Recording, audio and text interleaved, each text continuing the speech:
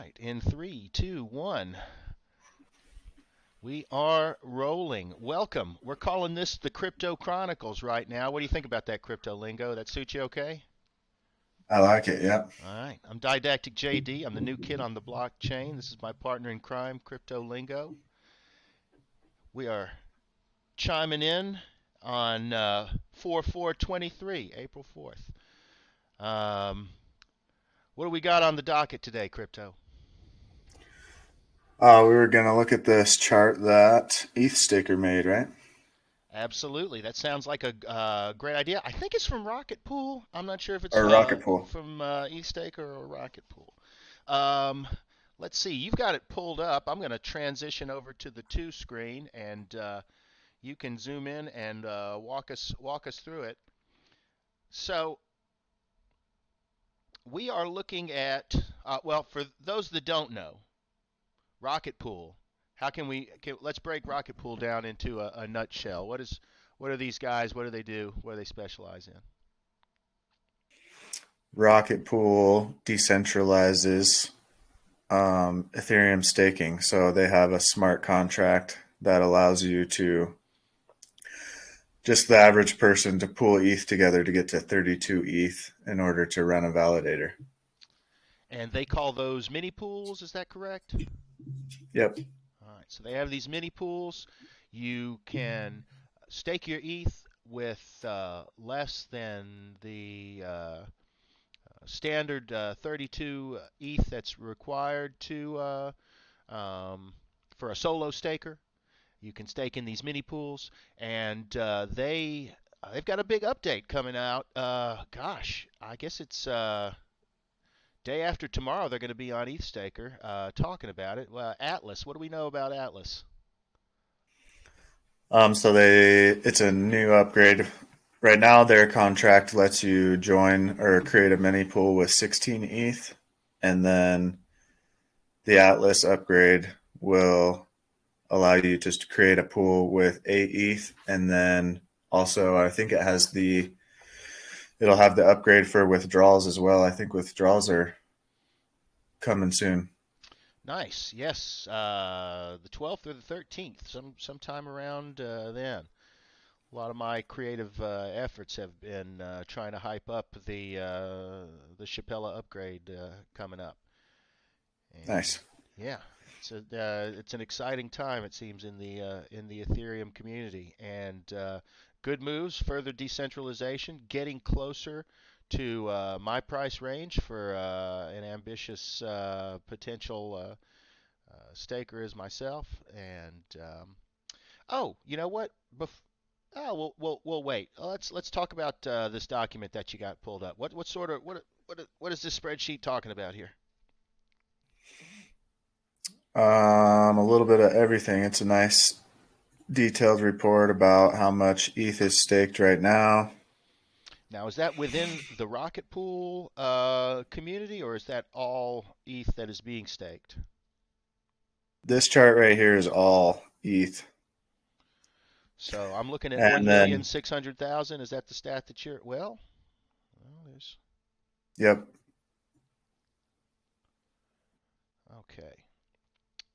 So there's 50,000 validators that are staking between them 1,600,000 ETH, and that is 13% of the total amount of ETH being staked. It looks like,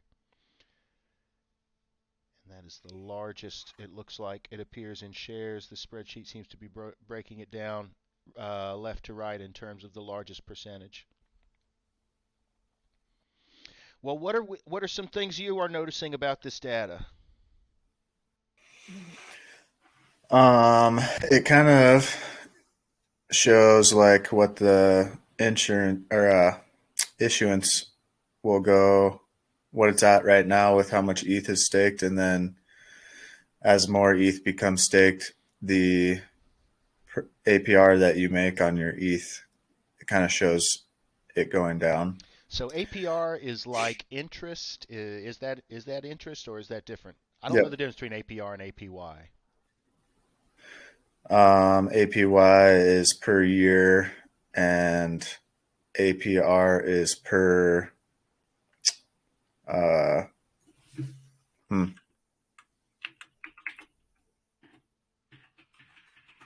Let me look it up really quick. Sure. Percentage rate. So it's like rebasing, I think, Okay. rather than every year you make 5%. It, I guess, on Ethereum would probably be every epoch. So then APY actually is higher because you're earning that percent every month or epoch, I guess. Now, an epoch is only a few minutes, if I'm not mistaken. I think an epoch takes about 12 minutes to cycle through an epoch. Is that accurate? Yes, Okay. I think that is accurate. So then it wouldn't be. Or maybe it's 6 I don't. minutes. I don't think you're making 13% every 12 minutes, but Okay. there is a difference between APR versus APY. All right. So, what is the determining factor on this top table? Why is the APR higher for those on the left than for those on the Y? What variables do we have in play that is lowering the APR as we go to the right? More ETH staked. So Okay. So the more ETH you're staking, the higher your APR is going to be. the more ETH that gets staked that's not yours, they're taking more share of the pool. So your APR goes down. Ah, okay. So that's what Rocket Pool keeps. Is that what I'm understanding? You may have lost me. No, no, this is what you keep. This is Okay. your interest rate. Okay. But as more, so like right now, there's only, uh, yeah, I don't know why. So 16 million ETH staked is what it shows here. Mm-hmm. Or, And say 16 million more gets staked by somebody else, the rest of the world, mm-hmm. and the number goes up to 32, then your interest rate goes down because there's more people trying to earn interest. So there isn't as much to go around. Ah, okay. So does each column? No, it doesn't count as a pool. They're just hypotheticals. Like, say there was Oh, only, okay. Gotcha. So if we had that many people, then the issuance and would be that, and the APR would be that. Okay, that helps me. Thank you yep, that you yep. show that that's hypothetical situation. All right, let's go. Let's go down and look around one more row. What do we got there? Current ETH supply. Yep. So that shows this current supply. Not sure what this is. So the first thing that I'm noticing is unstaked in accounts versus unstaked in contracts. So unstaked in accounts is 70, nearly 74% of the total ETH supply. Now, what is an example of unstaked in accounts? That would just be the ETH in your wallet. Okay, so that's the ETH that people have in their wallets or on their exchanges. So in contracts, how does in so what constitutes ETH in contract? Like DeFi applications, when you put your money into a smart contract, that there's all kinds of different functions. Like staking is a smart contract, um, Oh, okay. DeFi, all that stuff. When you put So your ETH into, there's only 13% of people's ETH that is staked in a contract right now. so a pretty significant but albeit definite minority of ETH is locked up in contracts. Uh, is there is there anything that breaks down this in contract to what percentage of that is staking and what percentage is other smart contracts? I think this is broken apart. Yeah, I think this right here, staked ETH is 14, Oh, and okay. the Oh, rest okay. is Oh, other. Okay, so about half of.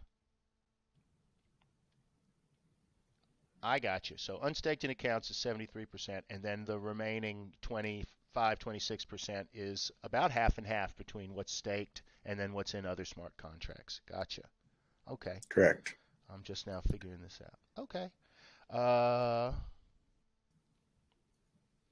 and then the big question right now, or one of the questions, is how much of that staked ETH is going to be withdrawn uh, on the Shapella Upgrade. I think some people are estimating not a very significant amount. There was a a poll going around. I think about 16% of respondents said that they were going to withdraw entirely, and then the remaining 84% was going to be either nothing at all or some small amount, possibly skimming, but otherwise continuing to stake. And then that poll doesn't include, like right now, we don't know if the withdrawals are going to work. It could create a bug and ruin Ethereum, right? Ooh, So when it does work, people will have a lot more confidence. Right now, everybody, this um, 16 million ETH that's staked, mm-hmm. that's all really high risk, basically. So Really? when when the upgrade goes through and you are actually able to withdraw your money, like institutions and stuff would be more inclined to want to use the product because it actually they know it works, and it's been Yeah. tested and people are using it. So The more validated security, the more verifiable security, the better. All right, if we slide yep. over to the right, we see Ethereum issuance. How do we parse out this information? See two very opposite behaving lines here. Looks like a inverse correlation. Yeah, this is just a little bit more technical information, like slot times 12 seconds, slots per epoch is 32, 3 million slots per year, 225 epochs per day. Okay. I'm talking about one Just more kind of, over to the right, the Ethereum issuance XY axis graph. It's talking about um, your Y is your max annual issuance, and then your X is your number of validators. okay, yep. So as your Yeah, number, so go for it. I was just going to say that's the same thing as that chart we looked at first. Basically, the more people stake, the less percent Okay, interest you can that's make. that's what it looks like. Okay, so more stakers equates to a lower percentage yield. But what's the So that'll perks? kind of, what's the perks of, Oh, you can go finish what you're saying. I was going to ask after that though. But what I mean, a lot of people see less interest, and when interest rate starts to go down to 2% and is comparable to something that they would get from a savings account or something like that. What are the perks of greater numbers of validators of further decentralization? um, I think all the perks really only further decentralization, but what I think it does is it kind of creates like a balance because if you can make 8% interest on your ETH, you're going to want to stake it, and that's going to be plenty of money, and it'll be locked away, and you'll be making a good amount, and a lot of people will be interested in doing that.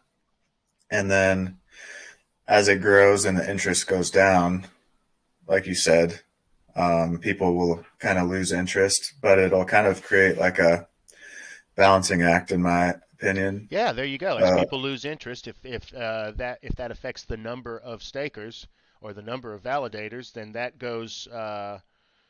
decreases, and then the interest rate goes back up. Yeah, the system yep, stays in balance. I see what you're saying. yep. Okay, cool.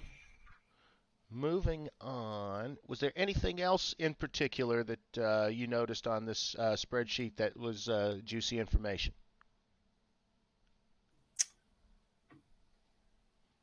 Um,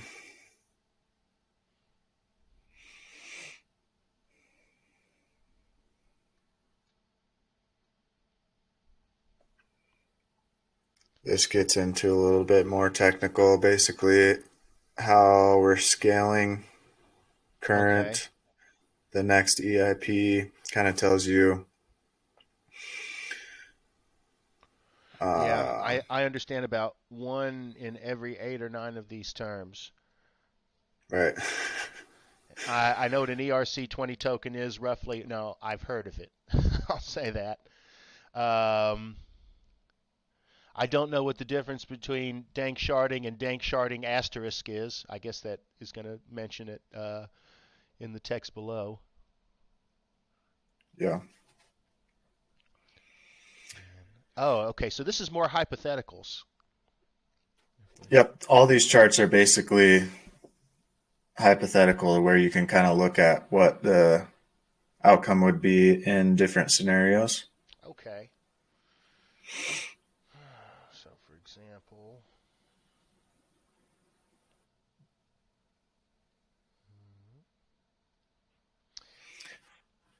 Yeah, there's just a ER. lot of. Go ahead. I was going to ask if you knew what an ER was. We got scenario one, no ER. Scenario two, one. Scenario three, multiple ERs. You know what ER stands for? Single ER. Nope. I do not. Cool. I'm trying to figure out. Uh,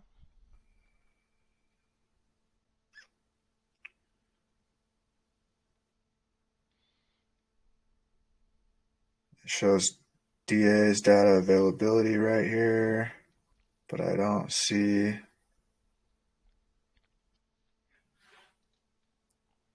It must be maybe a roll up okay. because they're Well, talking about. Yeah, I don't know about blobs and um, I think that's. I think they're talking about roll ups. okay. Maybe. Well, we can, I guess, provide a link when we post this to anybody that wants to. I mean, this is all open information, but anybody who wants to parse through the data anymore at their own pace to understand it. Um, Yeah, there's a lot of information here. A lot yeah, more this than is. This just I know how to overflowing. use. Yep. Let's see here. All right, so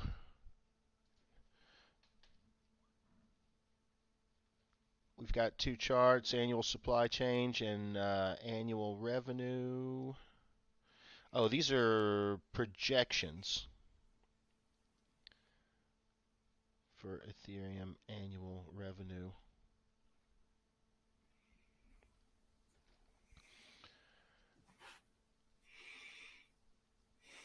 It's like a 9 year.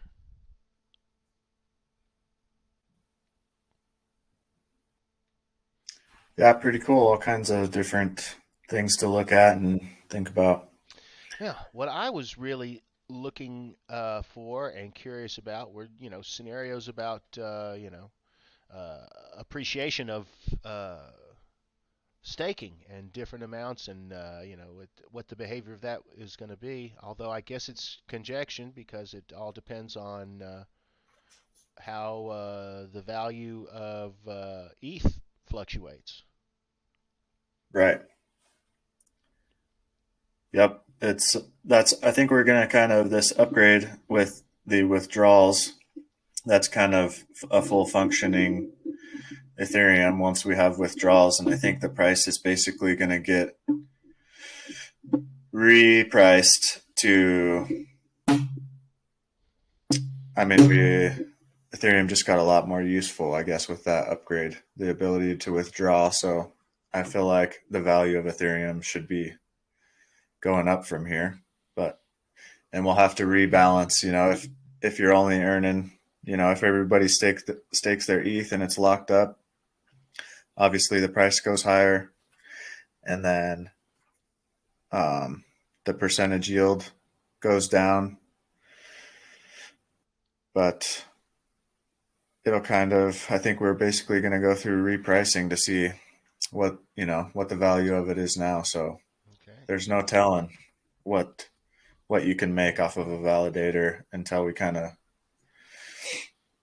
get there. Right now, I guess we're making 4.3% on, let's see, the price is $1,800, kind of goes between 17 and 19 right now. So Hmm. um 19,000 or 1900, or let's do 18 times 32 ETH. A validator costs 57,600 right now, Hmm. and then multiply that by zero point zero 0.04. So right now, if withdrawals were turned on right now, you're making 2,300 bucks a year. On 56, 57 grand. Yep. Okay. So 500 would be 20,000.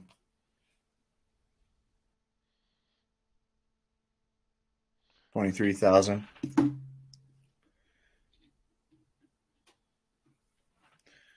But yeah, as Interesting. more people buy and stake, the price will just go up, and hopefully we're burning ETH right now, so hopefully that stays the same. That way there's just less and less ETH all the time until we hit a new balance point where we kind of stay steady.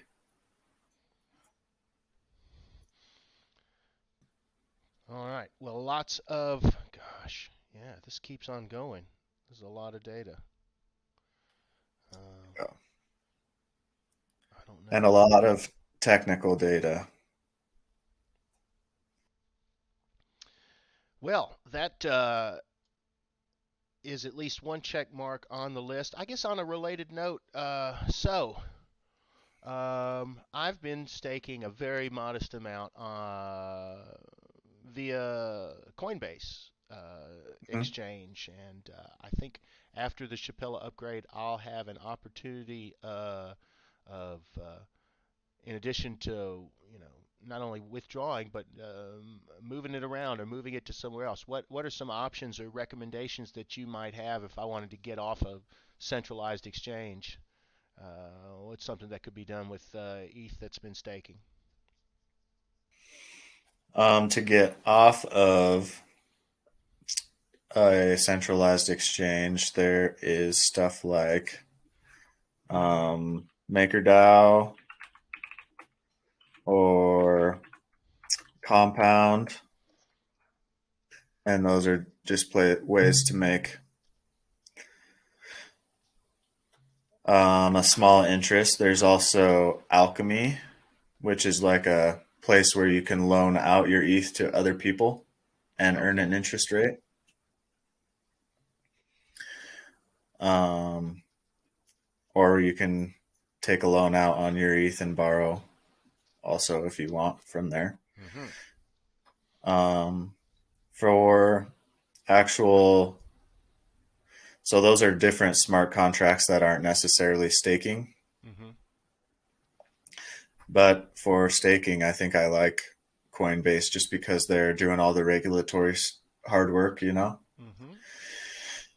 So I think that's a good option until you have a ETH and the rocket pool upgrade is live. I think staying in Coinbase until you move to rocket pool, I think is a good idea. Cool. Any ideas about how does Lido compare? Do they offer mini pools? What are the amounts offered that they offer for people to get in? Um, they are a little bit more decentralized than Coinbase.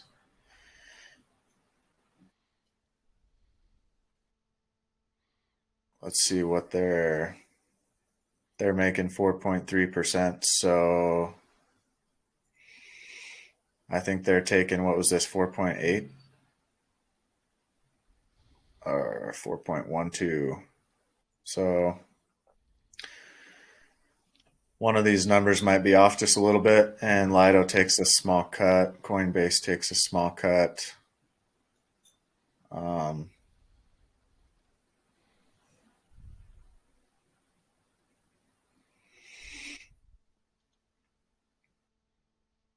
this is another cool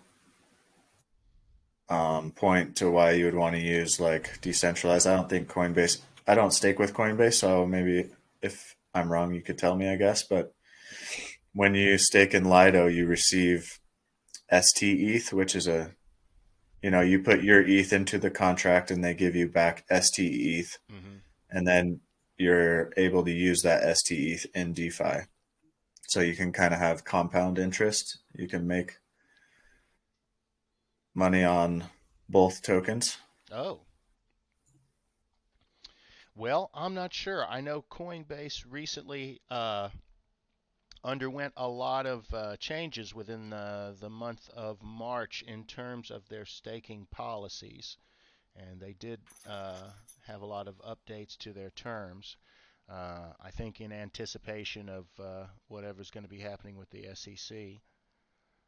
Yeah, Um, let's I'm see. excited to see what happens there, but that might take a while. Yeah, it sounds like there's going to be some moving and shaking. I heard Um, a good point though. I heard a lady talking. She's fighting for regulation right now, and what she said is when this upgrade goes through and you're able to withdraw your staked ETH, that makes it so that the network relies when you stake your ETH, you're a participant. You're not relying on somebody else to make you profit. You're actually maintaining your own validator and upkeeping the network and doing your part. So I have faith that we'll get good regulation, but it might take a while and be kind of scary for everybody for a little while. yep. But if you're in it for, if you're looking on down the road and in it for the long haul, possibly might not even be a bump in the road, if that. Yeah, the people that are here, we're here for the tech, the upgrades that we get, and then the media's got a different agenda, so I try not to listen to them too Very much. much so. Yeah. Yeah. I've mentioned it before. The tech folks that I know that are involved in this, there's not a lot of doomers at all, if any, in Right, that right. camp, which is nice because when you get outside of that camp, there's a lot of those. There's a lot of doomers. Hmm. Yeah, it's very nice. It's if you compile your Twitter feed, or if you set it up to where you're hearing from all of those guys every day, they kind of keep you.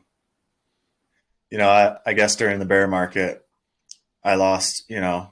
Everybody lost a lot of money, and it was kind of hard to hang on watching the numbers go down, and all the technical people post on Twitter keeping the morale up and telling you the upgrades that are going on and that this happens every cycle. It's kind of nice to have those guys around to listen to and to keep your head on straight and not fall into the media media story too much. It's nice to have those guys. Yeah, it's tough to talk to what Mr. Sassel has referred to as normies. But Yeah. if any conversation with normies results in a lot of uh, didacticjd. I don't know what you're doing. I don't know who you're hanging out with. But Oh my gosh. you better be Yeah. careful. They're a surly, salty bunch. Um, Hmm. which the more you know, everybody I talk to is involved in the tech, and nobody Yep. really gets caught up a lot in the litigious side of it, or hardly any of the financial aspect of it. A lot of it is about developing the tech and continuing to build the community. Yep. It's awesome. Everybody's just building cool stuff, and we know it's cool, so we just keep plugging along. It's a pretty cool place to be right now. I know when I first told my mom about crypto, it was like blank faced, blood gone, Hmm. change the subject. She just about passed out whenever I talked about crypto, and now a year later, she's telling me she's thinking about taking a DeFi class Oh, through her real estate program. So, like, dang, cool. nice. Yeah, it just time. Patience is a virtue. These things take time. Changing attitudes takes time. But hopefully, before all is said and done, the general attitude will change about it, and and hopefully a lot of positive changes will happen to there are bad actors, and there is are security measures that do need to be taken and diligence that needs to be done on that side. But the more that gets weeded out and caught and eliminated from the system, the healthier the system can be. Yep.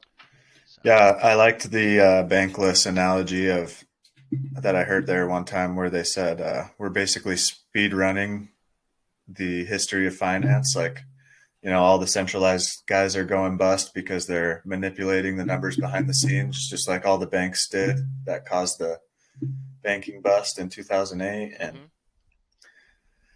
the United States is printing money just like every other country. And uh, yeah, Ethereum's just kind of running through all the mistakes and having all the scams and all the blowups, and but also all of the good benefits and stuff running in parallel. So we're kicking out all the bad guys, hopefully a little bit faster than our traditional system did, I guess. They were able to hold stuff behind closed doors for a lot longer.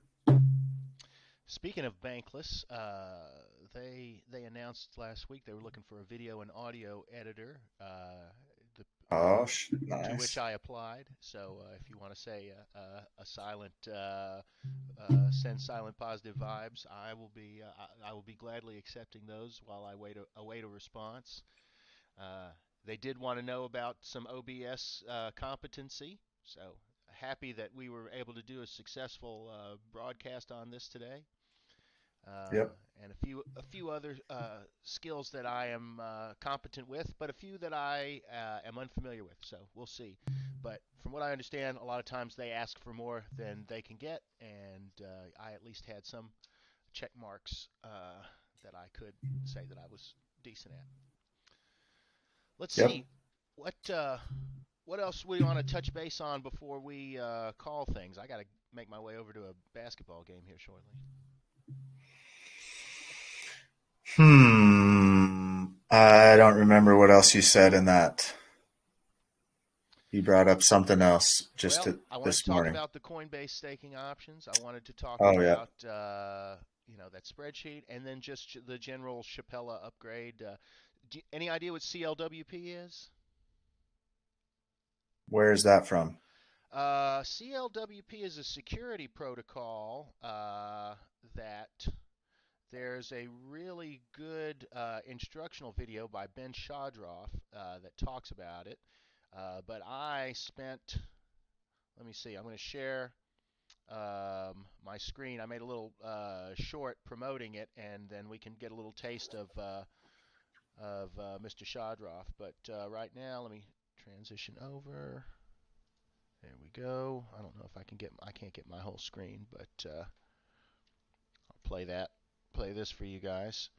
And it sort of provides a little bit of an explanation. Made this for Some eStaker. legitimate stakers whose keys have been compromised. CLWP has helped verify their legitimacy and has come up with a solution to set a withdrawal address and front run the hackers. We need your help, and now is your chance to make a difference. Hackers might be trying to set their own withdrawal address for the stolen validators, and you can help prevent theft during the upcoming Shapella launch. By volunteering with CLWP, you can help in a coordinated broadcasting of withdrawal address changes and ensure that the impacted stakers' funds are not stolen. For details on becoming a CLWP volunteer, please watch the YouTube video linked in the description. So It's not consensus complicated. layer It just takes a few minutes withdrawal of your time protection. and is Were you getting any of the audio on that? I was not. Oh, man. All right. So it's an idea to just a shout out for, let's see, everybody at once announce what the new addresses are going to be. As per the, I believe, the moment of Shapella. Just to keep any bad actors from being able to squeeze in dubious, bogus addresses. And it's a chance for everybody to change their seed phrase. They only get one chance to do it after the Shapella upgrade, but for everybody to change it and sort of, I believe, move in as a group and in a herd and supposedly reduce the chances of hackers. But I'll put a link up to about an 11-minute presentation that talks a little bit about that and what to do if you're interested in participating in that security measure. Yeah, that'd be awesome. I bet there's a lot of people that could use that for sure. I've never heard of it, so I'll have to check that out as well. Okay. Yeah, I'll send you a link as well. And there's a Discord server where if you want one-to-one help on getting ready for it, they can help you that way as well. But there we are. A successful OBS broadcast finally with audio and video.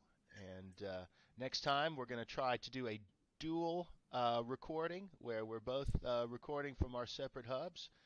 But yeah, I'm gonna count this one as a win, good sir. I don't know about you.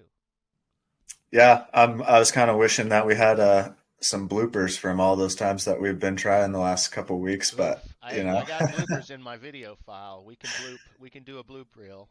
Maybe Okay. maybe at the end of the week. Or who knows? You know, in a couple of months when we're aces at this, you know, we can get a real good laugh. The wounds may be too fresh right now. I'm not Yeah. sure. All right, Lingo. Yeah. I'm going to cut the recording and we can chat about next moves. And but yeah, good show, sir. Sweet. Thanks for watching, guys. Yeah, thank y'all. This was not financial advice, in case you could not Yep. tell. And we are not authorized or certified to do that, and we're just having a good time here. All right, ending the recording.